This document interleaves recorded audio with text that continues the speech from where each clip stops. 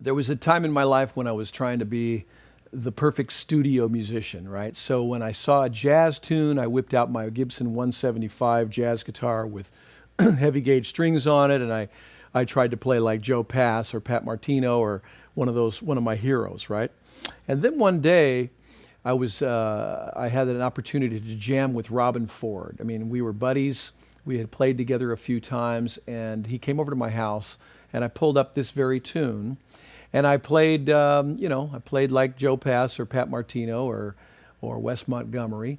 But when his solo came around, and this is like in the very early '80s, Robin just played like Robin. He played the blues, and it was a real eye-opening moment for me, because I realized that your own voice is better than you emulating somebody.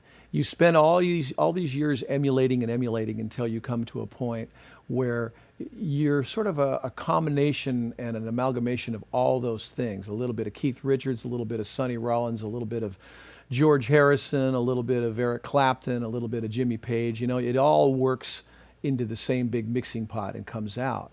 And what I found really a beautiful thing about that day was that it really changed my life. It made me think that it's more important to have my own voice that I play over chord changes instead of me trying to sound like somebody else playing over chord changes.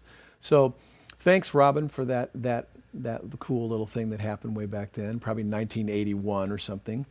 So anyway, what we talked about a little bit earlier, and what I'm going to break down for you, is a couple of these bends. I mean, I believe that it's important for every finger to bend a half step and a whole step, but I also believe it's really important to control your vibrato.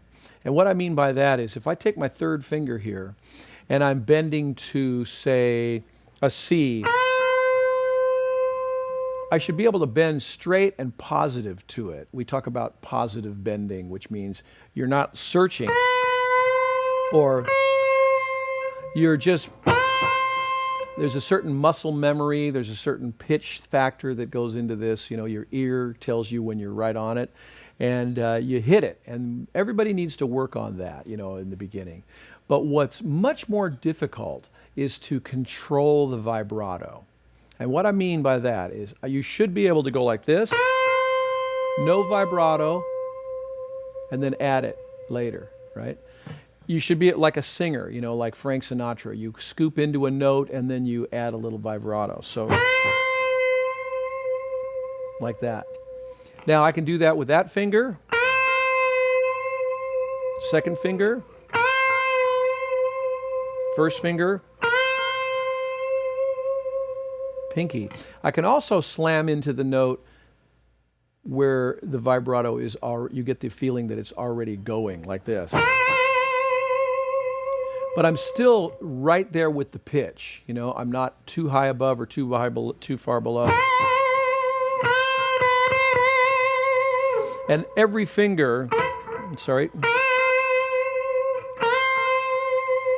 can do that hit the note and then shake it. Or hit the note and it's already shaking. You get the feeling it's already vibratoing. There's some famous players out there, I'm not going to mention any names, who do this. Oh yeah, I better vibrato. It's sort of like, they get the urge to vibrato after they realize how lame it sounds. So some of the licks I played are, I'll bend to a note, like maybe bend for the E flat chord. I'll bend up to the F, but then and so that's the ninth, right? That's an E flat ninth. But I'll add the minor thirds. So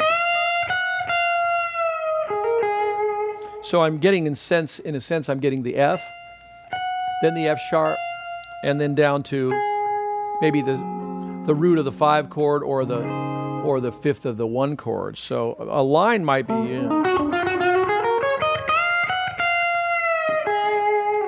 So you're bending up to a note, but you're adding one more little element. I might have picked that up from Steve Lukather one time. You can do that with major chords too. Here's the D flat major 7th.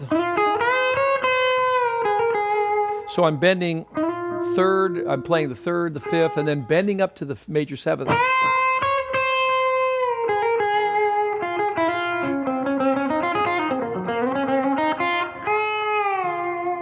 Every finger needs to be able to bend a whole step and a half step, and what I just did there was a minor third.